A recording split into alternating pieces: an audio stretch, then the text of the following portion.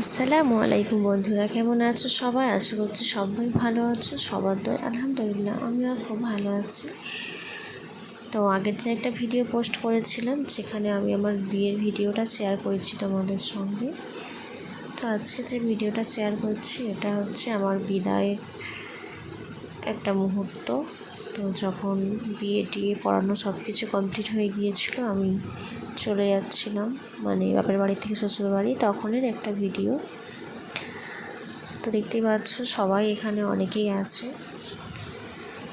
তো একটা মেয়ের কাছে এটা খুব কষ্টের একটা মুহূর্ত, যে নিজের বাড়ি ছেড়ে একটা নতুন পরিবারে যাওয়া। তো স্বাভাবিক, সব মেয়ের এই সময় কষ্ট হয়, কান্না আসে। তো তবু প্রতিটা মেয়েকে চলে যেতে হবে, কিছু করার নেই, এটাই নিয়ম। তো ফাইনালি এই যে আমিও চলে যাচ্ছি। আজ যাওয়ার সময় অনেকেই ছিল আগিয়ে দেওয়ার জন্য।